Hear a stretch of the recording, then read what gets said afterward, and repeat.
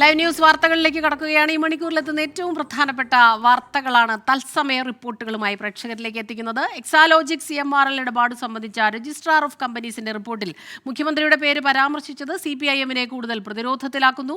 വ്യവസായ വകുപ്പിന് കീഴിലുള്ള KSIDCക്ക് ഓഹരികളുള്ള സ്ഥാപനമാണ് CMRL. മുഖ്യമന്ത്രിയുടെ മകൾ വീണ വിജയന്റെ എക്സാലോജിക് കമ്പനിയും CMRLും തമ്മിലുള്ളത് തൽപര കക്ഷികളുടെ ചട്ടവിരുദ്ധമായ ഇടപാടെന്നാണ് ROC റിപ്പോർട്ടിൽ പറയുന്നത്. സലിം മാലിക് ചേരുന്നുണ്ട് തിരുവനന്തപുരത്ത് നിന്ന് വിവരങ്ങളുമായി. സലിം, ഈ ഒരു വിഷയം വന്നതിന് ശേഷം ഇന്നത് വലിയ ചർച്ചയാകുന്നു. അല്പം മുൻപ് തന്നെ CPIM സംസ്ഥാന സെക്രട്ടറി MV ഗോവിന്ദൻ അതിന് വിശദീകരണം നൽകുകയും ചെയ്തിരുന്നു. മാധ്യമങ്ങൾ ഒരു പുകമറ സൃഷ്ടിക്കുകയാണ് ഈ കാര്യത്തിൽ എന്നുള്ള രീതിയിൽ 91നും 96നും ഇടയിൽ സംഭവിച്ച നിയമപരമായി നടത്തിയ ഓഹരി നിക്ഷേപം അതിനെയാണ് ഇപ്പോൾ ഇങ്ങനെ വളച്ചൊടിക്കുന്നത് എന്നുള്ള രീതിയിലാണ് അദ്ദേഹം പറഞ്ഞത്. ഈ റിപ്പോർട്ട് പുറത്തു വന്നതിന് ശേഷമുള്ള ഏതെല്ലാം തരത്തിലുള്ള പ്രതികരണങ്ങൾ അത് തീർച്ചയായും ഒരു തലവേദന സൃഷ്ടിക്കുന്നുമുണ്ട് പാർട്ടിക്ക്. സ്മിത, CPIMനെ സംബന്ധിച്ചിടത്തോളം ഈ ഇടപാടുമായി ബന്ധപ്പെട്ടുള്ള മറുപടികൾ പറയാൻ വല്ലാതെ പാടുപെടുന്നു എന്നുള്ള കാര്യം വ്യക്തമാണ്. അല്പസമയം മുൻപ് നമ്മൾ CPIM സംസ്ഥാന സെക്രട്ടറി MV ഗോവിന്ദന്റെ പരാമർശത്തിൽ നിന്നും കേട്ടത് വ്യക്തതക്കുറവ് തന്നെയാണ്. കാരണം ഇത് ഒരർത്ഥത്തിൽ KSIDC ഇതുമായി ബന്ധപ്പെട്ട് CMRLുമായി നടത്തിയ ഇടപാടോ അതിലെ ബന്ധമോ മാത്രമല്ല ഇപ്പോൾ വിമർശന വിധേയമായിരിക്കുന്നത്. അതിനപ്പുറത്തേക്ക് എക്സാലോജിക്ക് മുഖ്യമന്ത്രിയുടെ മകളുടെ കമ്പനിയും ഒപ്പം തന്നെ CMRLും തമ്മിലുള്ള ഇടപാടിലെ രജിസ്ട്രാർ ഓഫ് കമ്പനീസിന്റെ റിപ്പോർട്ട് കൂടി വല്ലാത്ത പ്രതിസന്ധി സൃഷ്ടിക്കുന്നുണ്ട്. മാത്രമല്ല അതിൽ മുഖ്യമന്ത്രിയുടെ മകളുടെ പേര് മാത്രമല്ല മുഖ്യമന്ത്രിയുടെ പേര് കൂടി വന്നതോടുകൂടി CPIMന് സർക്കാരിനെ സംബന്ധിച്ചിടത്തോളം അത് വലിയ പ്രതിരോധത്തിലാക്കിയിരിക്കുകയാണ്. അത് ആയുധമാക്കി പ്രതിപക്ഷം വലിയ വിമർശനം ഉന്നയിക്കുകയും ചെയ്യുന്നുണ്ട്. പ്രതിപക്ഷം പറയുന്ന ഏറ്റവും പ്രധാനപ്പെട്ട വിമർശനം ഈ ഇടപാടുകൾ സുതാര്യമാണെങ്കിൽ അതിൻ്റെ രേഖകൾ പുറത്തുവിടട്ടെ എന്നുള്ളൊരു വെല്ലുവിളിയാണ്. അത് പ്രതിപക്ഷ നേതാവ് VD സതീശൻ അങ്ങനെ വെല്ലുവിളിച്ചുകൊണ്ട് തന്നെ പറയുന്നു, രേഖകൾ സുതാര്യമാണ് എങ്കിൽ അത് അത്തരത്തിലുള്ള രേഖകളൊക്കെയും പൊതുസമൂഹത്തിന് മുന്നിൽ വെക്കട്ടെ എന്നുള്ളതാണ് പറയുന്നത്. മാത്രമല്ല കേന്ദ്രമന്ത്രി V മുരളീധരനും CPIMും തമ്മിലുള്ള ഒരു രഹസ്യധാരണയുടെ കൂടി അടിസ്ഥാനത്തിലാണ് ഇത്തരത്തിൽ ഇടപാട് നടന്നത് എന്നുള്ളൊരു ആരോപണം കോൺഗ്രസിന്റെ പല നേതാക്കളും ഉയർത്തുന്നുണ്ട്. K മുരളീധരൻ ആ നിലയിലുള്ളൊരു പരാമർശവും നടത്തിയിരുന്നു. അതേസമയം BJP ആകട്ടെ കേന്ദ്രമന്ത്രി V മുരളീധരൻ തന്നെ ഇന്നലെ ഇതുമായി ബന്ധപ്പെട്ട് പറഞ്ഞത് അത് മുഖ്യമന്ത്രിക്കും സർക്കാരിനുമെതിരെ പറഞ്ഞു എന്ന് മാത്രമല്ല ഈ കമ്പനി മുഖ്യമന്ത്രിയുടെ മകളുടെ കമ്പനി രജിസ്റ്റർ ചെയ്തിരിക്കുന്നത് ബാംഗ്ലൂരിലാണ്. കർണാടക സർക്കാരാണ് അവിടെ കോൺഗ്രസ് ആണ് ഭരിക്കുന്നത്. എന്നിട്ടും ഒരു നടപടിയും അവിടെ കേന്ദ്രീകരിച്ച് പോലും നടക്കുന്നില്ല എന്നുള്ളത് CPIMും കോൺഗ്രസും തമ്മിലുള്ള അന്തർധാരയുടെ പരിണത ഫലമാണ് എന്ന നിലയിലാണ്. അങ്ങനെ ഒരു രാഷ്ട്രീയ ആരോപണ പ്രത്യാരോപണങ്ങളാണ് ഇതുമായി ബന്ധപ്പെട്ട് നേതാക്കന്മാരൊക്കെ ഉന്നയിക്കുകയും ചെയ്യുന്നത്. അല്പസമയം മുമ്പ് MV ഗോവിന്ദൻ ഇതിന് മറുപടി പറഞ്ഞു. അതിന് തൊട്ട് മുൻപ് വ്യവസായ വകുപ്പ് മന്ത്രി P രാജീവ് ഇതുമായി ബന്ധപ്പെട്ട് പറഞ്ഞിരുന്നതും അത്തരത്തിലൊരു പ്രതിരോധമായിരുന്നു. അതായത് KSIDCക്ക് ഇതിൽ നിക്ഷേപമുണ്ട് എന്നുള്ള റിപ്പോർട്ട് പുറത്തു വന്നത് അത് 1991-95 കാലയളവിലുള്ള ഒരു ഓഹരി ഇടപാടും നിക്ഷേപവുമായിരുന്നു. മാത്രമല്ല KSIDCയുടെ ഇടപാടുകളിൽ സർക്കാർ പൂർണ്ണമായി ഇടപെടാറില്ല. അത് വലിയ പരിണിത പ്രജ്ഞർ നയിക്കുന്ന ഒരു സ്ഥാപനമാണ്. മാത്രമല്ല 75ലധികം സ്ഥാപനങ്ങൾ അതുമായി ബന്ധപ്പെട്ട് ഓഹരി ഇടപാടുകൾ വാങ്ങിയിട്ടുണ്ട്. കാരണം അത്തരത്തിൽ നിക്ഷേപങ്ങളെ പ്രോത്സാഹിപ്പിക്കുക എന്നുള്ളത് തന്നെയാണ് KSIDCയുടെ ഏറ്റവും പ്രധാനപ്പെട്ട പരമമായ ലക്ഷ്യം. അത് വലിയ പ്രശ്നമാക്കേണ്ട കാര്യമില്ല എന്നാണ് പറയുന്നത്. മാത്രമല്ല എന്ത് തരത്തിലുള്ള വിവാദം വന്നാലും KSIDCയിൽ എന്തെങ്കിലും നിക്ഷേപം വന്നാലും അതിന്റെ പേരിൽ മുഖ്യമന്ത്രി അതിന് ഇടപാടുണ്ട് അല്ലെങ്കിൽ മുഖ്യമന്ത്രിക്ക് ബന്ധമുണ്ട് എന്ന് പറയുന്നത് യുക്തിരാഹിത്യമാണ് എന്നുള്ള ഒരു പരാമർശമാണ് മന്ത്രിമാർ നടത്തിയത്. എന്തായാലും ഇതുമായി ബന്ധപ്പെട്ട റിപ്പോർട്ട് ROC പുറത്തു വന്നതിന് പിന്നാലെ ROCയുടെ റിപ്പോർട്ട് പുറത്തു വന്നതിന് പിന്നാലെ ഇതുമായി ബന്ധപ്പെട്ട് ആരോപണങ്ങളുമായി പ്രതിപക്ഷം ഒപ്പം തന്നെ അതിന് പ്രതിരോധവുമായി CPM എന്ന നിലയിൽ തന്നെ രംഗത്തെത്തുന്ന കാഴ്ചയാണ് നമുക്ക് കാണുന്നത്. വിവരങ്ങളുമായി നമുക്കൊപ്പം ചേർന്നത് ഇപ്പോൾ CPIM സംസ്ഥാന സെക്രട്ടറിയുടെ പരിശോധിച്ചില്ലാന്ന് ഞങ്ങൾ കാര്യം പറഞ്ഞിട്ടില്ല. വെറുതെ ഓരോന്നോരോന്ന് പറഞ്ഞുകൊണ്ടിരിക്കുക. നിങ്ങൾക്ക് തോന്നുന്നതല്ല നമ്മുടെ പാർട്ടി പറഞ്ഞതാണെന്ന് പറയാൻ വേണ്ടിയിട്ടാണ്. ഞങ്ങൾ ഇത്രയും അന്നും പറഞ്ഞിട്ടുള്ളൂ. ഇതിന്റെ പിന്നിൽ രാഷ്ട്രീയമാണ്. ആ രാഷ്ട്രീയ ലക്ഷ്യം വെച്ചുകൊണ്ടാണ് നിങ്ങൾ മുന്നോട്ടേക്ക് നീങ്ങുന്നത് എന്ന് ഇന്നത്തെ മനോരമ, ഞാൻ പത്രം പറയാണ്ട് നിങ്ങളുടെ ഇന്നത്തെ മനോരമ പത്രത്തോടുകൂടി വളരെ വ്യക്തതയോടുകൂടി എല്ലാവർക്കും മനസ്സിലായി. പിണറായി വിജയന്റെ ഫോട്ടോ കൂടി വെച്ചിട്ട് എന്നിട്ടാണ് ഈ കാര്യങ്ങളെല്ലാം നിങ്ങൾ അവതരിപ്പിച്ചത്. അതിന് പിന്നെ KSIDC ആണ് നിങ്ങൾ പറഞ്ഞത്. അതുകൊണ്ടാണ് ഞാനിന്ന് KSIDCയെ പറ്റി അതിന്റെ ഷെയറിനെ പറ്റി അത് എപ്പോഴാണ് ഷെയർ എടുത്തത് എന്നതിനെ പറ്റി കൃത്യമായിട്ട് കൊണ്ട് പറഞ്ഞത്.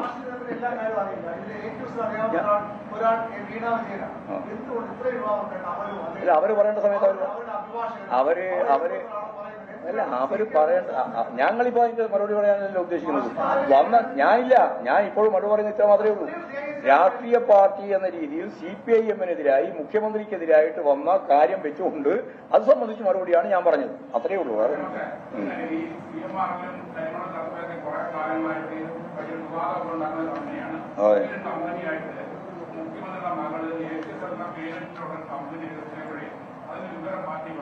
ഇതിന്റെ ഞങ്ങൾ ഏതെങ്കിലും ഒരു കമ്പനി രജിസ്റ്റർ ചെയ്തിട്ട് ഞങ്ങൾക്ക് എന്തിനാ വിവരം ഉണ്ടാവേണ്ട കാര്യം?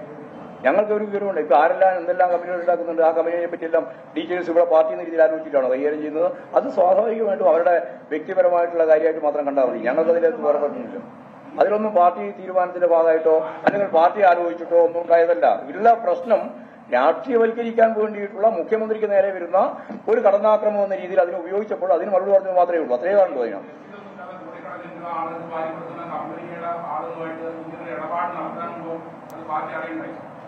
അതാ ഞാൻ പറഞ്ഞത്.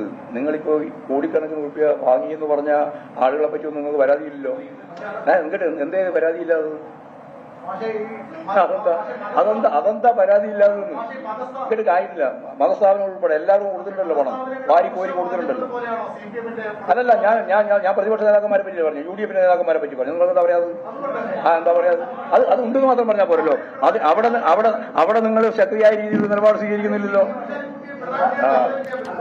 ഇല്ല, അറിയിക്കാൻ പറ്റില്ല. അതുകൊണ്ട് പിണറായി വിജയൻ ഇല്ല പറഞ്ഞല്ലോ. പിണറായി വിജയൻ അങ്ങനെ ഒരു പണം വാങ്ങിയിട്ടില്ല എന്ന് പച്ചയായിട്ട് ആ സ്റ്റേറ്റ്മെന്റ് വന്ന അന്നത്തെ ദിവസം തന്നെ വ്യക്തമാക്കി. എന്നാൽ ഞങ്ങൾ ഇത് വാങ്ങിയിട്ടുണ്ട് എന്ന് വ്യക്തമാക്കിയിട്ടുള്ള UDF നേതാക്കന്മാരോട് നിങ്ങൾക്ക് ചോദ്യമില്ലല്ലോ. ആരോട് ചോദിച്ചു? ഒരു ചോദ്യം നിങ്ങൾക്ക് ചോദ്യമില്ല.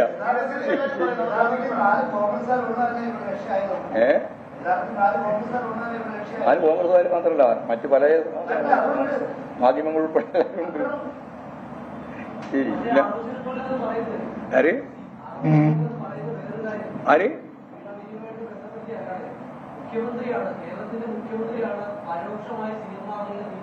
അതല്ലേ ഇന്നത്തെ മനോരമ കൊടുത്ത പേജിൽ ഞാൻ പറഞ്ഞു. ആ വാർത്തയിൽ പിണറായി വിജയന്റെ ഫോട്ടോ മാത്രമാണ് വസ്തുത, ബാക്കിയെല്ലാം വസ്തുത വിരുദ്ധമാണ്. അത് ഞാൻ നേരത്തെ ആദ്യമേ പറഞ്ഞത് ഞാനത്.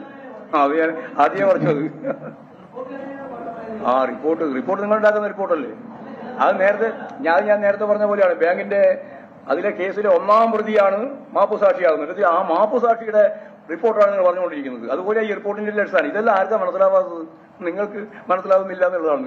നിങ്ങൾക്കെല്ലാം മനസ്സിലാകുന്നുണ്ട്. നിങ്ങളൊക്കെ രാഷ്ട്രീയമായ നിലപാട് വെച്ചുകൊണ്ട് ഈ കാര്യങ്ങളൊക്കെ ഇങ്ങനെ പറഞ്ഞുകൊണ്ടിരിക്കുന്നത് മാത്രമേ ഉള്ളൂ. കൊടിയിൽ അങ്ങനെ പറഞ്ഞു. ഒരു കാര്യമില്ല. വീണയ്ക്ക് ഈ പാർട്ടിയുടെയോ അല്ലെങ്കിൽ മുഖ്യമന്ത്രിയുടെയോ ഒരു പരീക്ഷ ആവശ്യമില്ല. അതൊന്നും മനസ്സിലായില്ല. ഒരു പരീക്ഷന്റെ ആവശ്യമില്ല. ഞങ്ങൾ പരീക്ഷിക്കാനും പോകുന്നില്ല. ഞങ്ങളിവിടെ പറഞ്ഞത് ഇതിന്റെ പേരുപയോഗിച്ച് രാഷ്ട്രീയമായ കടന്നാക്രമണം നടത്തുകയാണ്. അതാ പ്രശ്നം. അതിനല്ലേ ഞങ്ങൾ എതിർക്കുന്നുള്ളൂ. ബാക്കി എന്താ കാര്യം? വേറെ പറയേണ്ട കാര്യമൊന്നുമില്ല. ശരിയായില്ലേ?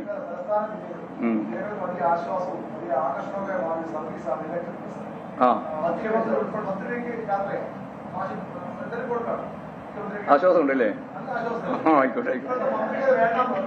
അല്ല, ആശ്വാസം ഉണ്ടെങ്കിൽ അത് മാറ്റൊന്നുമില്ല. ആശ്വാസകരമായ ഒരു സേവനവും ഇടതുപക്ഷ ജനാധിപത്യ മുന്നണി ഗവൺമെന്റ് പിൻവലിക്കില്ല. GST അല്ല, അതല്ലേ ഞാൻ പറഞ്ഞത്. ഒരു മന്ത്രിയുടെ പ്രശ്നമല്ലല്ലോ, ഇവിടെ മന്ത്രിസഭ തന്നെ ഉണ്ടല്ലോ. അപ്പോൾ ഇങ്ങനെ വരുന്ന സേവനങ്ങളെ ഏതെങ്കിലും ഒന്ന് ഇല്ലായ്മ ചെയ്യുക എന്നുള്ള നിലപാട് ഗവൺമെന്റ് എടുക്കുന്ന നിലപാടിന്റെ ഭാഗം. ഏത്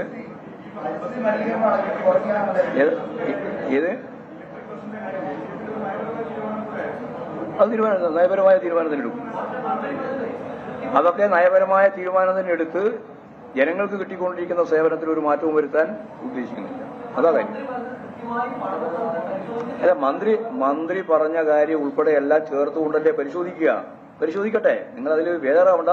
പക്ഷെ സേവനം ജനങ്ങൾക്ക് കിട്ടിക്കൊണ്ടിരിക്കുന്നതിൽ നിന്ന് വ്യത്യസ്തമായ ഒരു തരത്തിലേക്ക് തിരിച്ചു പോക്കുണ്ടാവില്ല. അത് മാത്രമേ ഞാൻ പറഞ്ഞിട്ടുള്ളൂ. ബാക്കിയെല്ലാം മന്ത്രിയും അതുപോലെ മന്ത്രിസഭയും അല്ലെങ്കിൽ ഇടതുപക്ഷ ജനാധിപത്യ മുന്നണി എല്ലാം കാര്യങ്ങൾ ചർച്ച ചെയ്തു ശരിയായ ദിശയിലേക്ക് ഇല്ല. അങ്ങനത്തെ തർക്കമൊന്നുമില്ല. ഇപ്പം അതെല്ലാം അവര് പരസ്യമായ രീതിയിൽ തള്ളി പറയുന്ന നിലപാടൊന്നുമില്ല. അവരെ നല്ല യോജിച്ച് തന്നെയാണ് ഇടതുപക്ഷ ജനാധിപത്യ മുന്നണിക്ക്. നഷ്ടമുണ്ട്, ലാഭമുണ്ട്. ചിലത് നോക്കുമ്പോൾ നമ്മൾ ഒരു വ്യവസായത്തിൽ ആകെയാണ് പരിശോധിക്കുമ്പോഴാണ് എന്തുണ്ട് നഷ്ടം. ഓരോന്നോരോന്ന് എടുത്ത് പരിശോധിച്ച് നോക്കിയാൽ അതിൽ ഓരോന്നിനും ലാഭം ഉണ്ടാവും. അതാ കാര്യം.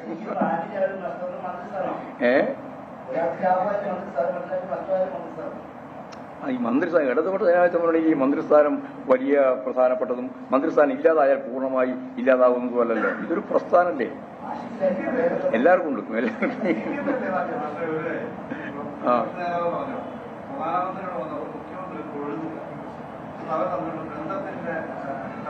അതെ, അതിനെന്താ ബന്ധത്തിന്റെ അടിസ്ഥാനം? നല്ല പ്രതിപക്ഷ ബഹുമാനവും സ്നേഹവും രാഷ്ട്രീയ പാർട്ടികൾ തമ്മിലുള്ള ഈ രീതിയിലുള്ള സൗഹൃദവും ഒക്കെ ആരാ വേണ്ടെന്ന് പറഞ്ഞിട്ടുള്ളത്? ഇത് ഈ കനുകൂലി പറഞ്ഞു കൊടുത്ത ഒരു സ്ഥിതിയും വെച്ചിട്ട് ഈ വി ഡി സതീശൻ എപ്പോ പറഞ്ഞുകൊണ്ടിരിക്കുകയാണ്. അദ്ദേഹത്തിന്റെ എന്തൊരു കഷ്ടം. CPM സംസ്ഥാന സെക്രട്ടറി എം വി ഗോവിന്ദൻ മാധ്യമങ്ങളെ കാണുകയായിരുന്നു, വിവിധ വിഷയങ്ങളിൽ പ്രതികരിക്കുകയായിരുന്നു. ഏറ്റവും പ്രധാനമായും എക്സാലോജിക്കുമായി ബന്ധപ്പെട്ട വിഷയങ്ങളിലേക്ക് മുഖ്യമന്ത്രിയെ അനാവശ്യമായി വലിച്ചിഴക്കുന്നത് രാഷ്ട്രീയ കരുനീക്കമാണ് എന്ന് രൂക്ഷമായ ഭാഷയിൽ വിമർശിക്കുകയായിരുന്നു. ഒപ്പം തന്നെ അയോധ്യ പ്രാണപ്രതിഷ്ഠയുമായി ബന്ധപ്പെട്ട വിഷയം അത് രാഷ്ട്രീയത്തെ മതവിശ്വാസവുമായി കൂട്ടിക്കുഴച്ച് പ്രശ്നമുണ്ടാക്കുന്നു എന്നുള്ള രീതിയിൽ പറഞ്ഞു. ചിത്രയ്ക്കെതിരായ സൈബർ ആക്രമണം അത് പാർട്ടി നയമല്ല, പാർട്ടി അതിനെതിരാണ് എന്നും അദ്ദേഹം പറയുകയുണ്ടായി. ബിൽക്കിസ് ബാനു കൂട്ടബലാത്സംഗ കേസിൽ കീഴടങ്ങാൻ സാവകാശം തേടി പ്രതികൾ നൽകിയ ഹർജി സുപ്രീം കോടതി തള്ളി. ഉടൻ കീഴടങ്ങണമെന്നാണ് ഉത്തരവ്. അച്യുതൻ ചേരുന്നുണ്ട് ഡൽഹിയിൽ നിന്ന് വിവരങ്ങളുമായി. അച്യുതൻ, ഈ ഞായറാഴ്ച അതായത് മറ്റന്നാളിനുള്ളിൽ കീഴടങ്ങണം. പ്രതികൾ ഉന്നയിച്ച വാദങ്ങൾ അതിൽ കഴമ്പില്ല, അത് കർശനമായി തന്നെ കോടതി പറഞ്ഞിരിക്കുന്നു അല്ലേ? സ്മിത, തീർച്ചയായിട്ടും ഈ ബിൽക്കിസ് ബാനു കൂട്ടബലാത്സംഗ കേസിൽ സുപ്രീം കോടതിയുടെ ഉത്തരവ് ജനുവരി 8 പുറപ്പെടുവിക്കുമ്പോൾ പ്രധാനമായും ചൂണ്ടിക്കാട്ടിയത് പ്രതികൾ ജനുവരി 21 ജയിലിൽ കീഴടങ്ങണം എന്നുള്ള ഒരു ആവശ്യമാണ്, നിർദ്ദേശമാണ് കോടതിയുടെ ഭാഗത്തുനിന്ന് ഉണ്ടായിരുന്നത്. ഇതിൽ സമയം നീട്ടി നൽകണമെന്ന് ആവശ്യപ്പെട്ടാണ് 3 പ്രതികൾ സുപ്രീം കോടതിയിൽ ഹർജി നൽകിയത്. എന്നാൽ ഈ ഹർജി പരിഗണിച്ചുകൊണ്ട് BV നാഗരത്ന പറഞ്ഞത് ഈ മതിയായ കാരണങ്ങൾ ഈ ഹർജിയിലില്ല എന്ന ഒരൊറ്റ വാക്കുകൊണ്ട് തന്നെ പറഞ്ഞ് ഈ ഹർജി തള്ളുകയാണ് സുപ്രീം കോടതിയിൽ ഉണ്ടായത്. ഈ പ്രതികളായിട്ടുള്ള ഗോവിന്ദ് ഭായ്, മിതേഷ് ചിമ്മൻലാൽ ഭട്ട്, രമേശ് രൂപ ഭായ്ചന്ദ് എന്നിവരാണ് ഈ ഹർജി നൽകിയത്. മാതാപിതാക്കളെ പരിചരിക്കാൻ മറ്റാരുമില്ല എന്ന് കാട്ടിയായിരുന്നു ഗോവിന്ദ് ഭായ് ഈ ഹർജിയിലൂടെ ആവശ്യം ഉന്നയിച്ചത്. മകന്റെ വിവാഹം, അതുപോലെ തന്നെ വിളവെടുപ്പ് സമയം എന്നിവ ചൂണ്ടിക്കാട്ടി മറ്റു പ്രതികളും ഈ 6 ആഴ്ചത്തെ സാവകാശം തേടിക്കൊണ്ട് സുപ്രീം കോടതിയിൽ ഹർജി നൽകി. എന്നാൽ ഈ ഹർജിയാണ് സുപ്രീം കോടതി ഇപ്പോൾ തള്ളിയിരിക്കുന്നത്. 11 പ്രതികളോടും ജനുവരി 21 തന്നെ കീഴടങ്ങണമെന്നുള്ള നിർദ്ദേശം അത് പാലിക്കണമെന്നും ജസ്റ്റിസുമാർ നിർദ്ദേശിച്ചു.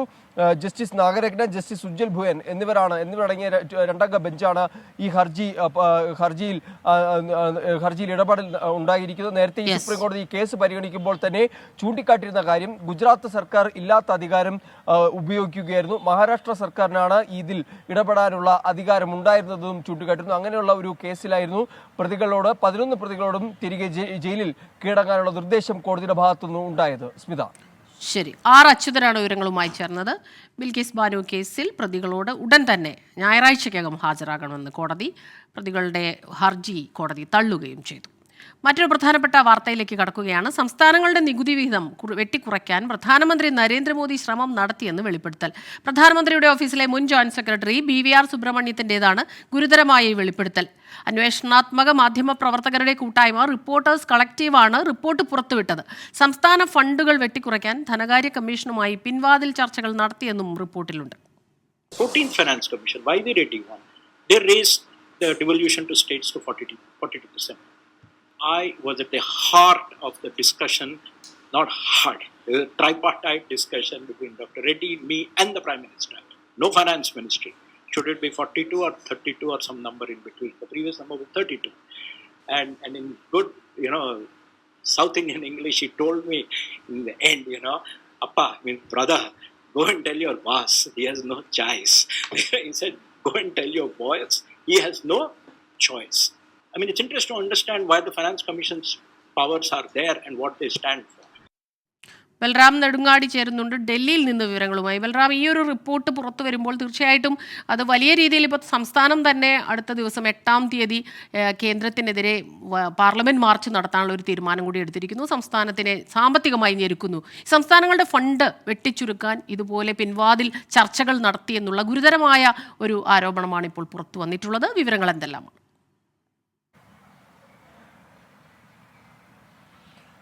സ്മിത, കേരളമടക്കമുള്ള പ്രതിപക്ഷം ഭരിക്കുന്ന സംസ്ഥാനങ്ങളുടെ ഫണ്ട് വെട്ടിക്കുറയ്ക്കുന്ന നടപടി കേന്ദ്രത്തിന്റെ ഭാഗത്തു നിന്നും ഉണ്ടാകുന്നുവെന്നും ഫെഡറലിസത്തിന് വിരുദ്ധമായ പ്രവർത്തനങ്ങൾ ഉണ്ടാകുന്നു എന്നുള്ള വിമർശനങ്ങൾ ഉന്നയിക്കുന്നുണ്ട്. എന്നാൽ ഈ വിമർശനങ്ങളെ ശരിവെക്കുന്നതാണ് ഇപ്പോൾ പ്രധാനമന്ത്രിയുടെ ഓഫീസിലെ ജോയിന്റ് സെക്രട്ടറിയായി പ്രവർത്തിച്ചിരുന്ന BVR സുബ്രഹ്മണ്യം നടത്തിയിരിക്കുന്ന വെളിപ്പെടുത്തൽ എന്നുള്ളത്. അദ്ദേഹം ഇക്കാര്യത്തിൽ വെളിപ്പെടുത്തൽ നടത്തിയിരിക്കുന്നത് കഴിഞ്ഞ വർഷം നടന്ന ഒരു സെമിനാറിലാണ്. Centre for social and economics progress സംഘടിപ്പിച്ച ഈ സെമിനാറിൽ അദ്ദേഹം പറഞ്ഞ ഇക്കാര്യങ്ങൾ സംബന്ധിച്ച് മാധ്യമപ്രവർത്തകരുടെ കൂട്ടായ്മ നടത്തിയ റിപ്പോർട്ടേഴ്സ് കളക്റ്റീവ് നടത്തിയ അന്വേഷണത്തിലാണ് ഇക്കാര്യം സ്ഥിരീകരിച്ചിരിക്കുന്നത്. അദ്ദേഹത്തിന്റെ വെളിപ്പെടുത്തൽ എന്നുള്ളത് പ്രധാനമന്ത്രി നരേന്ദ്രമോദി മുൻപ് 2013 ഗുജറാത്ത് മുഖ്യമന്ത്രി ആയിരിക്കെ തന്നെ സംസ്ഥാന വിഹിതം 50% ഉയർത്തണം എന്ന ആവശ്യം ഉന്നയിച്ചിരുന്നു. അത് വലിയ വാർത്തയും ആയിരുന്നു ആ ഘട്ടത്തിൽ. എന്നാൽ പിന്നീട് നരേന്ദ്രമോദി സർക്കാർ രൂപീകരിച്ച് കേന്ദ്രത്തിൽ അധികാരത്തിൽ എത്തിയ ഘട്ടത്തിൽ അതിൽ മാറ്റമുണ്ടാക്കാൻ ശ്രമമുണ്ടായില്ല എന്ന് മാത്രമല്ല, ഈ സംസ്ഥാന വിഹിതം 33% നിലനിർത്താനുള്ള ശ്രമമാണ് നടന്നത്. ധനകാര്യ കമ്മീഷനാണ് സംസ്ഥാന വിഹിതം സംബന്ധിച്ച് റിപ്പോർട്ട് കേന്ദ്രത്തിന് സമർപ്പിക്കുന്നത്.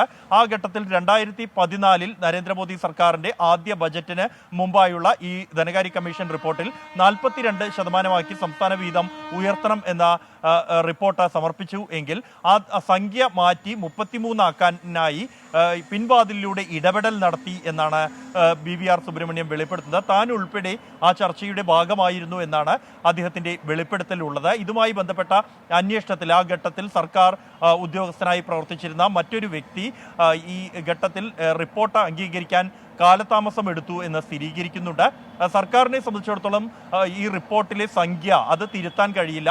റിപ്പോർട്ട് നിരാകരിക്കാൻ സർക്കാരിന് കഴിയും. എന്തായാലും 2 ദിവസം കൊണ്ട് സർക്കാരിന് ബജറ്റ് മാറ്റി എഴുതേണ്ട സാഹചര്യമുണ്ടായി എന്നും പിന്നീട് ജനക്ഷേമ പദ്ധതികൾ, വനിതാ ശിശുക്ഷേമവുമായി ബന്ധപ്പെട്ട അനുവദിച്ച കേന്ദ്രവിഹിതത്തിൽ നിന്നും വലിയ കുറവ്, പകുതിയോളം കുറവ് വരുത്തേണ്ടതായി വന്നു എന്നും അദ്ദേഹം ഈ വെളിപ്പെടുത്തിയിരുന്നു. ഇക്കാര്യവും ഈ ബജറ്റ് പരിശോധിച്ച ശേഷം റിപ്പോർട്ടേഴ്സ് കളക്റ്റീവ് സ്ഥിരീകരിക്കുന്നുണ്ട്. ഇത്തരത്തിൽ വലിയ തോതിൽ തന്നെ സർക്കാരിനെ പ്രതിരോധത്തിലാക്കുന്ന ഒരു വെളിപ്പെടുത്തലാണ് പുറത്തു വന്നിരിക്കുന്നത്. സ്മിത, ബൽറാം നെടുങ്ങാടിയാണ് ഈ റിപ്പോർട്ടിന്റെ വിശദാംശങ്ങളുമായി ചേർന്നത്. കിഫ്ബി മസാല ബോണ്ട് കേസിൽ മുൻ ധനമന്ത്രി ഡോക്ടർ TM തോമസ് ഐസക്കിന് വീണ്ടും എൻഫോഴ്സ്മെന്റ് ഡയറക്ടറേറ്റിന്റെ നോട്ടീസ്. തിങ്കളാഴ്ച ഹാജരാകാൻ നിർദ്ദേശം. കേസിൽ അന്വേഷണം തുടരാൻ ഹൈക്കോടതി അനുമതി നൽകിയതിനു ശേഷം ഇത് 2ാം തവണയാണ് ED നോട്ടീസ് അയക്കുന്നത്. EDയുടെ ശ്രമം ബുദ്ധിമുട്ടിക്കാനാണെന്നും ഏതുവരെ പോകുമെന്ന് നോക്കട്ടെയെന്നും ഡോക്ടർ TM തോമസ് ഐസക് പ്രതികരിച്ചു. ഇവരിപ്പോൾ മസാല ബോണ്ടിനെ കുറിച്ച് ചോദിച്ചറിയാനെന്നാണ് പറയുന്നത്. 1 വർഷമായിട്ട് അവിടുത്തെ ഉദ്യോഗസ്ഥന്മാർ ചോദിച്ചതിൻ്റെ അപ്പുറം അറിഞ്ഞതിനപ്പുറം എന്താ ഉള്ളത്? അപ്പോൾ അവർ കോടതിയിൽ പോയിട്ടുണ്ട്. പറയാനുള്ളതെല്ലാം പറഞ്ഞു കഴിഞ്ഞ് കൊടുക്കാനുള്ളതെല്ലാം കൊടുത്തു കഴിഞ്ഞു. കിഫ്ബിയുടെ ഉദ്യോഗസ്ഥന്മാരോട് ചോദിച്ചിട്ട് കിട്ടാത്ത എന്ത് വിവരം എൻ്റെ നിന്ന് കിട്ടാൻ പോണേ? ഈ 21, 22 എന്നൊക്കെ പറഞ്ഞാൽ ഇതിൻ്റെ തിരക്കിലാണ്. അങ്ങനെ കണ്ടിട്ടൊന്നും ആയിരിക്കില്ല. നമ്മളെ ഹരാസ് ചെയ്യാൻ വേണ്ടിയുള്ളൊരു ശ്രമമാണ്. വിനിത വിജി ചേരുന്നുണ്ട് കൊച്ചിയിൽ നിന്ന് വിവരങ്ങളുമായി. വിനിത, 21-ാം തീയതി വരെ സമയം നീട്ടി നൽകിയിരുന്നു. ഇപ്പോൾ 22-ാം തീയതി വീണ്ടും ഹാജരാകാൻ നോട്ടീസ്. അദ്ദേഹം ചോദിക്കുന്ന ഒരു കാര്യം, ഇതുവരെ കൊടുക്കാത്ത, കിഫ്ബി ഉദ്യോഗസ്ഥർ നൽകാത്ത എന്ത് വിവരമാണ് ഇനി തന്നിൽ നിന്ന് ചോദിച്ചറിയാനുള്ളത്?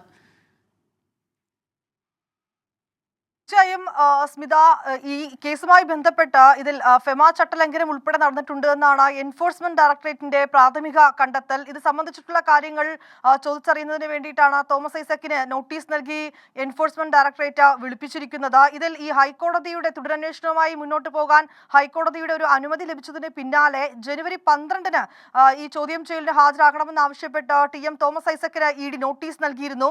എന്നാൽ അന്ന് തനിക്ക് മറ്റു ചില തിരക്കായതിനാൽ അന്ന് ഹാജരാകാൻ കഴിയില്ലെന്ന് തോമസ് ഐസക് മറുപടിയും നൽകി. ഇതിന് പിന്നാലെയാണ് ഇപ്പോൾ വീണ്ടും ED നോട്ടീസ് നൽകിയിരിക്കുന്നത്. നമുക്ക് ED വൃത്തങ്ങളിൽ നിന്ന് അറിയാൻ കഴിഞ്ഞത്, ഈ ജനുവരി 12-ന് നൽകിയ നോട്ടീസിന്മേൽ അദ്ദേഹം നൽകിയ മറുപടിയിൽ 21 വരെ ഈ ചോദ്യം ചെയ്യലുമായി ബന്ധപ്പെട്ട് ഹാജരാകാൻ കഴിയില്ല എന്നാണ് അദ്ദേഹം അറിയിച്ചതെന്നാണ് നമുക്ക് ED വൃത്തങ്ങളിൽ നിന്ന് അറിയാൻ കഴിയുന്നത്. അതുകൂടി മുൻനിർത്തിക്കൊണ്ടാണ് ഇപ്പോൾ 22-ാം തീയതി, അതായത് തിങ്കളാഴ്ച ചോദ്യം ചെയ്യലിന് ഹാജരാകണമെന്ന് ആവശ്യപ്പെട്ട് തോമസ് ഐസക്കിന് ED വീണ്ടും നോട്ടീസ് നൽകിയിരിക്കുന്നത്. ഈ നോട്ടീസിലെ നിർദ്ദേശപ്രകാരം കൊച്ചിയിലെ ED ഓഫീസിൽ രാവിലെ 11 മണിയോടുകൂടി ഹാജരാകണം എന്നാണ് ആവശ്യപ്പെട്ടിരിക്കുന്നത്. പക്ഷേ ഈ ഹാജരാകുന്നത് സംബന്ധിച്ചിട്ടുള്ള കാര്യങ്ങൾ അഭിഭാഷകരുമായി ആലോചിച്ചതിന് ശേഷം മാത്രമേ തീരുമാനിക്കുകയുള്ളൂ എന്നാണ് തോമസ് ഐസക് വ്യക്തമാക്കിയിരിക്കുന്നത്. ഒപ്പം തന്നെ അദ്ദേഹം പറയുന്ന കാര്യം, ഇതുവരെ ഈ ഉദ്യോഗസ്ഥരുമൊക്കെയായി ചോദ്യം ചെയ്തപ്പോൾ അതിൽ നിന്ന് ലഭിക്കാത്ത എന്ത് കാര്യമാണ് ഇനി EDക്ക് തന്നിൽ നിന്ന് അറിയേണ്ടതെന്നും അദ്ദേഹത്തിന്റെ ഒരു പ്രതികരണത്തിൽ അദ്ദേഹം പറയുന്നുണ്ട്. എന്തൊക്കെയാണെങ്കിലും അദ്ദേഹത്തെ ചോദ്യം ചെയ്യേണ്ട ഒരു സാഹചര്യം നിലവിലുണ്ട് എന്ന് തന്നെയാണ് ഇഡിയുടെ ഒരു പ്രാഥമിക നിഗമനം. അത്തരം നടപടികളുമായി എൻഫോഴ്സ്മെന്റ് ഡയറക്ടറേറ്റ് ഈ ഘട്ടത്തിൽ മുന്നോട്ട് നീങ്ങുകയാണ്. വിനിത വിജയാണ് വിവരങ്ങളുമായി ചേർന്നത്. തിങ്കളാഴ്ച 22-ാം തീയതി ഹാജരാകാനാണ് എൻഫോഴ്സ്മെന്റ് ഡയറക്ടറേറ്റിന്റെ നിർദ്ദേശം. ഇനി മറ്റൊരു പ്രധാനപ്പെട്ട റിപ്പോർട്ടിലേക്ക്. തൃശൂരിൽ സ്ഥാനാർത്ഥി പ്രഖ്യാപനത്തിന് മുൻപേ നേതാക്കളുടെ പേരിൽ വോട്ട് ചോദിച്ചുള്ള പ്രചാരണം UDF-നും LDF-നും തലവേദനയാകുന്നു. TN പ്രതാപൻ MP വേണ്ടി കൂടുതൽ ചുവരെഴുത്തുകൾ പ്രത്യക്ഷപ്പെടുന്നു. KPCC നിർദ്ദേശം പ്രാദേശിക നേതൃത്വം വകവയ്ക്കുന്നില്ല എന്ന ആക്ഷേപവും ഉയരുന്നുണ്ട്. ചുവരെഴുത്ത് പാടില്ലെന്ന് പ്രതാപൻ പറഞ്ഞിട്ട് പോലും കേൾക്കാത്ത അണികളോട് വോട്ട് ചെയ്യാൻ എങ്ങനെ പറയുമെന്ന് മന്ത്രി K രാജന്റെ പരിഹാസം. എന്നാൽ VS സുനിൽകുമാറിന് വോട്ട് തേടി സാമൂഹിക മാധ്യമങ്ങളിൽ പോസ്റ്ററുകൾ പ്രത്യക്ഷപ്പെട്ടു. അതോടെ CPI-യും വിശദീകരണം നൽകേണ്ട അവസ്ഥയിലായി. തൃശൂരിലെ വിദ്യാർത്ഥികൾ എന്ന പേരിലാണ് സുനിൽകുമാർ അനുകൂല പോസ്റ്ററുകൾ പ്രചരിക്കുന്നത്. സൂരജ് സജി ചേരുന്നുണ്ട് തൃശ്ശൂരിൽ നിന്ന്. സൂരജ്, ഇപ്പോൾ പാർട്ടി അതിപ്പോൾ പ്രതാപൻ്റെ പേരിലുള്ള പോസ്റ്ററുകൾ വരുന്നു, അത് പിൻവലിക്കണമെന്ന് പറയുന്നു, അതിനുശേഷം വീണ്ടും പ്രത്യക്ഷപ്പെടുന്നു. ആ രീതിയിൽ പാർട്ടി വലിയ തലവേദന പാർട്ടിക്ക് ഉണ്ടാകുന്നു. ഇപ്പോൾ വീണ്ടും CPIM-നും അതേ രീതിയിൽ പ്രശ്നങ്ങൾ ഉണ്ടാകുന്നു. കാരണം എന്തൊക്കെ പറഞ്ഞാലും ഈ സ്ഥാനാർത്ഥി പ്രഖ്യാപനത്തിന് മുൻപേ ഈ രീതിയിലുള്ള പ്രവർത്തനങ്ങൾ അത് പാർട്ടിക്ക് ഗുണം ചെയ്യില്ലല്ലോ. സ്മിത, എന്തായാലും തൃശ്ശൂരിൽ ഈ സ്ഥാനാർത്ഥി പ്രഖ്യാപനത്തിന് മുമ്പ് തെരഞ്ഞെടുപ്പ് പ്രചാരണം ചൂടുപിടിക്കുന്നു എന്നുള്ളത് തന്നെയാണ് നമുക്ക് മനസ്സിലാക്കാൻ കഴിയുന്നത്. ആദ്യഘട്ടത്തിൽ ഈ ചുവരെഴുത്തും പോസ്റ്റർ പ്രചരണവും എല്ലാമായി കളം പിടിച്ചത് സുരേഷ് ഗോപിയാണ്. പക്ഷേ സ്ഥാനാർത്ഥി പ്രഖ്യാപനം ഔദ്യോഗികമായി ഉണ്ടായിട്ടില്ല. അതിന്റെ ഒരു സാങ്കേതികത്വം മാത്രം പൂർത്തിയാകേണ്ടതേ ഉള്ളൂ. സുരേഷ് ഗോപി ആയിരിക്കും തൃശ്ശൂരിലെ BJP സ്ഥാനാർത്ഥി എന്നുള്ളത് ഏറെക്കുറെ ഉറപ്പാണ്. അങ്ങനെ ഇരിക്കെയാണ് TN പ്രതാപന് വേണ്ടി ചുവരെഴുത്തുകൾ പ്രത്യക്ഷപ്പെടുന്നത്. ആ സമയത്ത് തന്നെ KPCC നേതൃത്വവും അതേപോലെ ജില്ലാ നേതൃത്വവും എല്ലാം ഈ ചുവരെഴുത്തുകളിൽ നിന്ന് പിന്മാറണം എന്നൊരു നിർദ്ദേശം മുന്നോട്ട് വെച്ചു. പക്ഷേ ഇത് പ്രവർത്തകർ ഉൾക്കൊണ്ടില്ലെന്ന് വേണം മനസ്സിലാക്കാൻ. ഇന്നലെ എളവള്ളിയിൽ TN പ്രതാപന് വേണ്ടി ചുവരെഴുതി, തൊട്ടു പിന്നാലെ അത് മാറ്റാൻ പ്രതാപൻ തന്നെ നിർദ്ദേശം നൽകുന്നു. മണിക്കൂറുകൾ കഴിഞ്ഞില്ല, കോൺഗ്രസ് ഓഫീസിന്റെ ചുവരിൽ തന്നെ KPCC സെക്രട്ടറിയുടെ നേതൃത്വത്തിൽ പ്രവർത്തകർ ചുവരെഴുതി. നിർദ്ദേശാനുസരണം, അതായത് KPCC സെക്രട്ടറിയുടെ നിർദ്ദേശത്തെ തുടർന്ന് പ്രവർത്തകർ ചുവരെഴുതി. അത്തരത്തിൽ TN പ്രതാപന് വേണ്ടി ചുവരെഴുത്തുകൾ തുടരുന്നു. ഇത് നേതാക്കൾ പറഞ്ഞിട്ടും പ്രവർത്തകർ കേൾക്കാത്ത ഒരു സാഹചര്യത്തിലേക്ക് പോകുന്നു. അങ്ങനെ ഇരിക്കെയാണ് ഇപ്പോൾ സുനിൽകുമാറിന് വേണ്ടി കൂടി ഈ സോഷ്യൽ മീഡിയയിൽ ഈ പ്രചാരണം സജീവമായി. സൂരജ് സജിയാണ് വിവരങ്ങളുമായി ചേർന്നത് തൃശ്ശൂരിൽ നിന്ന്. ഇനി മറ്റൊരു പ്രധാനപ്പെട്ട റിപ്പോർട്ടിലേക്ക് കൂടി കടക്കുകയാണ്. KSRTC-യിൽ ഇനി ഇലക്ട്രിക് ബസ്സുകൾ വാങ്ങില്ല എന്ന മന്ത്രി KV ഗണേഷ് കുമാറിന്റെ തീരുമാനത്തിനെതിരെ VK പ്രശാന്ത് MLA. ഇലക്ട്രിക് ബസ്സുകളെ പ്രോത്സാഹിപ്പിക്കുക എന്നത് ഇടതുമുന്നണിയുടെ നയമാണെന്ന് MLA പറഞ്ഞു. സിറ്റി സർക്കുലർ ബസ്സുകൾ ലാഭത്തിലാണ് ഇപ്പോൾ പോയിക്കൊണ്ടിരിക്കുന്നത്. മലിനീകരണം കുറയ്ക്കാനാണ് ഇലക്ട്രിക് ബസ്സുകൾ. മന്ത്രിയുടെ ഉദ്ദേശശുദ്ധിയെ സംശയിക്കുന്നില്ല എന്നും പ്രകടിപ്പിച്ചത് നഗരവാസികളുടെ വികാരമാണെന്നും VK പ്രശാന്ത് MLA പിന്നീട് പറഞ്ഞു. സർവീസ് ലാഭകരമാക്കുകയും അറ്റകുറ്റപ്പണി നടത്താൻ കൃത്യമായ സംവിധാനം ഒരുക്കുകയാണ് KSRTC ചെയ്യേണ്ടതെന്നും ഉള്ള ഫേസ്ബുക്കിലെ പരോക്ഷ വിമർശനം. അതിനുശേഷമാണ് VK പ്രശാന്ത് MLA-യുടെ ഈ പ്രതികരണം കൂടി എത്തുന്നത്. ഹരികൃഷ്ണൻ ചേരുന്നുണ്ട് വിവരങ്ങളുമായി. ഹരികൃഷ്ണൻ, മന്ത്രിക്കെതിരായി പറഞ്ഞതല്ല, പക്ഷേ നഗരവാസികളുടെ ഒരു പൊതുവികാരം അത് പ്രകടിപ്പിക്കുകയാണ് താൻ ചെയ്തത് എന്നാണ് ഇപ്പോൾ MLA പറയുന്നത്. സ്മിത, ഇക്കാര്യത്തിൽ ഈ LDF തന്നെ ഇക്കാര്യത്തിൽ ഗണേഷ് കുമാറിന്റെ നിലപാടിനെ തള്ളുന്നു എന്ന് വേണം നമ്മൾ കരുതാൻ. അതായത് പാർട്ടി സെക്രട്ടറി MV ഗോവിന്ദൻ തന്നെ ഇക്കാര്യത്തിൽ ഒരു നിലപാട് അറിയിച്ചിരിക്കുകയാണ്. അതായത് ഇലക്ട്രിക് ബസ്സുകൾ വാങ്ങുന്നത് LDF-ന്റെ ഒരു നയപരമായ അല്ലെങ്കിൽ സർക്കാരിൻ്റെ ഒരു നയപരമായ തീരുമാനമാണ്. അത് വാങ്ങുക തന്നെ ചെയ്യും എന്നുള്ളതാണ്. അത് നിർത്തലാക്കാൻ സാധിക്കില്ല, അല്ലെങ്കിൽ അത് ആ തരത്തിൽ പിന്നോട്ട് പോകില്ല എന്നൊരു നിലപാട് മുന്നോട്ട് വയ്ക്കുന്നു. അത് ഈ VK പ്രശാന്തിൻ്റെ ഇന്നത്തെ ഫേസ്ബുക്ക് പോസ്റ്റിന് ശേഷമാണ് അത്തരത്തിലൊരു നിലപാട് പാർട്ടി കൂടി എടുക്കുന്നത് എന്നുള്ളതാണ്. ഈ ഇന്ന് രാവിലെയാണ് ഇത്തരത്തിലൊരു ഫേസ്ബുക്ക് പോസ്റ്റ്, അതായത് ഗതാഗത പരിഷ്കാരങ്ങളുടെ ഭാഗമായി ഈ ഇലക്ട്രിക് ബസ്സുകൾ നഷ്ടത്തിലാണ്, അതുകൊണ്ട് ഇത് ഇനി ഇലക്ട്രിക് ബസ്സുകൾ വാങ്ങില്ല, 10 രൂപ ചാർജിൽ ഇത് ഓടിക്കാൻ കഴിയില്ല എന്ന് പറയുന്നു. അതിനു പിന്നാലെ വട്ടിയൂർക്കാവിൻ്റെ MLA VK Prashant CPM MLA ഇതിനെതിരെ ഒരു പരോക്ഷ വിമർശനം ഉയർത്തുന്നു. അദ്ദേഹം അതിനുശേഷം പ്രതികരണം തരുമ്പോഴും ഈ മന്ത്രിയുടെ ഉദ്ദേശശുദ്ധിയെ ഇതാക്കുന്നില്ല, പക്ഷേ ഇത്തരത്തിൽ വലിയ രീതിയിലുള്ള വിമർശനം തന്നെയാണ് ഉയർത്തുന്നത് എന്ന് മനസ്സിലാക്കാൻ സാധിക്കും. ഏതായാലും ഗണേഷ് കുമാറിന്റെ ഈ പരിഷ്കാരത്തെ CPM തന്നെ LDF തന്നെ തള്ളിപ്പറയുകയാണ് എന്നുള്ളതാണ് ഏറ്റവും പ്രധാനപ്പെട്ട.